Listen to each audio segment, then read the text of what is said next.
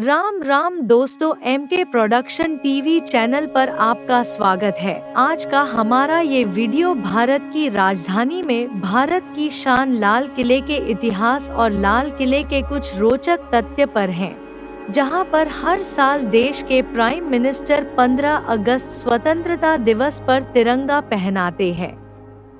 आइए स्टार्ट करते हैं आज के हमारे इस वीडियो को। दिल्ली के ऐतिहासिक किलों में से हैं यह लाल किला पुरानी दिल्ली के इलाके में स्थित। यह लाल किला लाल बलुआ पत्थर से निर्मित है। किले को लाल किला इसकी दीवारों के लाल लाल रंग के कारण कहा जाता है। इस ऐतिहासिक किले को वर्ष 2007 में यूनेस्को द्वारा एक विश्व धरोहर स्थल चयनित किया गया था। यह तो भारत की राजधानी दिल्ली में स्थित लाल किला देश की आन बान शान और देश की आजादी का प्रतीक है। मुगल काल में बना यह ऐतिहासिक स्मारक विश्व धरोहर की लिस्ट में शामिल है और भारत के प्रमुख पर्यटन स्थलों में से एक है। यह शाही किला मुगल बादशाहों का न सिर्फ राजनीतिक केंद्र है, बल्कि यह औपचारिक केंद्र भी हुआ करता था, जिस पर करीब 200 सालों तक मुगल वंश के शासकों का राज रहा। देश की जंग-ए-आजादी का गवाह रहा लाल किला मुगलकालीन वास्तुकला, सृजनात्मकता और सौंदर्य का अनुपम और अनूठा उदाहरण है। 1648 ईस्वी में बने इस भव्य किले के अंदर एक बेहद सुंदर संग्रहालय भी बना हुआ है। करीब 250 एकड़ जमीन में फैला यह भव्य किला मुगल राजशाही और ब्रिटिशर्स के खिलाफ गहरे संघर्ष की दास्तान बयां करता है। वहीं भारत का राष्ट्रीय गौरव माने जाना इस किले का इतिहास बेहद दिलचस्प है। राजधानी दिल्ली में स्थित भारतीय और मुगल वास्तुशैली से बने इस भव्य ऐतिहासिक कलाकृति का निर्माण 5वें मुगल शासक शाहजहां ने करवाया था। यह शानदार किला दिल्ली के केंद्र में यमुना नदी के तट पर स्थित है, जो कि तीनों तरफ से यमुना नदियों से घिरा हुआ है, जिसके अद्भुत सौंदर्य और आकर्षण को देखते ही बनता है। विश्व धरोहर की लिस्ट में शामिल दुनिया के इस सर्वश्रेष्ठ किले के निर्माण काम की शुरुआत मुगल सम्राट शाहजहां द्वारा 1638 ईस्वी में करवाई गई थी। भारत के इस भव्य लाल किले का निर्माण काम 1648 ईस्वी तक करीब 10 साल तक चला। मुगल बादशाह शाहजहां के द्वारा बनवाई गई सभी इमारतों का अपना अपना अलग अलग ऐतिहासिक महत्व है, जबकि उनके द्वारा बनवाया गया ताजमहल को उसके सौंदर्य और आकर्षण की वजह से जिस तरह दुनिया के 7 अजूबों में शुमार किया गया है, उसी तरह दिल्ली के लाल किला को विश्व भर में शोहरत मिली है। इस भव्य ऐतिहासिक किले के प्रति लोगों की सच्ची श्रद्धा और सम्मान है। आपको बता दें कि शाहजहां इस किले को उनके द्वारा बनवाए गए सभी किलों में बेहद आकर्षक और सुंदर बनाना चाहते थे। इसलिए उन्होंने 1648 ईस्वी में ही अपनी राजधानी आगरा को दिल्ली शिफ्ट कर लिया था और फिर तल्लीनता से इस किले के निर्माण में ध्यान देकर इसे भव्य और आकर्षक रूप दिया था।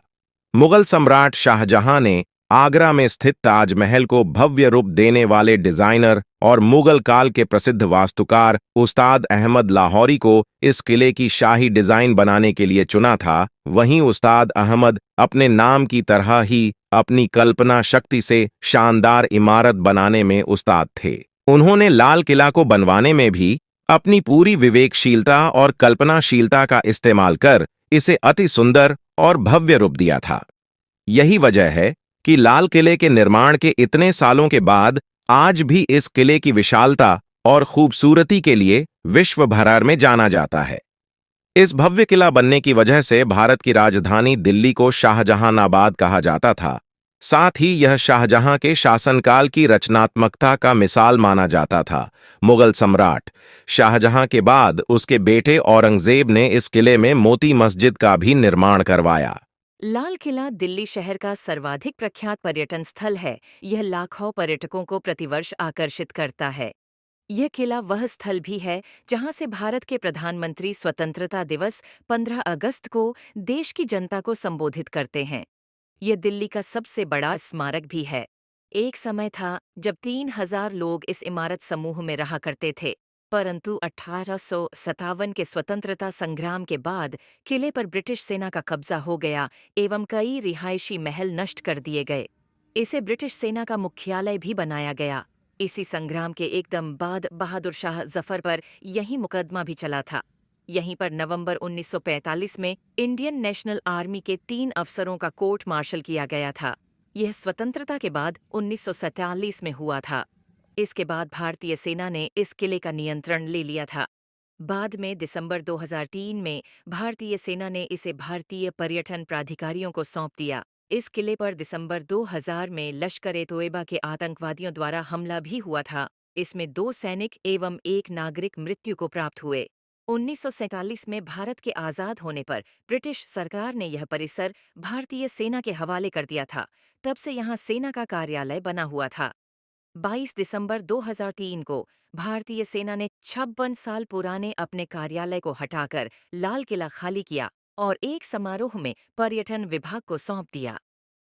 इस समारोह में रक्षा मंत्री जॉर्ज फर्नांडीज ने कहा कि सशस्त्र सेनाओं का इतिहास लाल किले से जुड़ा हुआ है, पर अब हमारे इतिहास और विरासत के एक पहलू को दुनिया को दिखाने का समय है।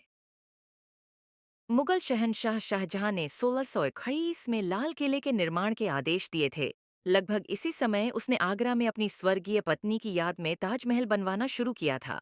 लाल किले पर 1729 में फारस के बादशाह नादिर शाह ने हमला किया था और वह अपने साथ यहाँ से स्वर्ण मयूर सिंहासन ले गया था, जो बाद में ईरानी शहंशाहों का प्रतीक बना।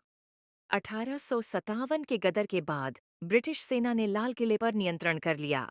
वहीं 17वीं शताब्दी पर जब लाल किले पर मुगल बादशाह झंद्र शाह का कब्जा हो गया था, तब करीब 30 साल तक लाल किले बिना शासक का रहा था। इसके बाद नादिर शाह ने लाल किले पर अपना शासन चलाया। 18वीं सदी में अंग्रेजों ने लाल किले पर अपना कब्जा जमा लिया और इसे किले में जमकर लूटपाट की। भारत की आज़ादी के बाद सबसे पहले देश के पहले प्रधानमंत्री जवाहरलाल नेहरू ने इस पर तिरंगा फहराकर देश के नाम संदेश दिया था।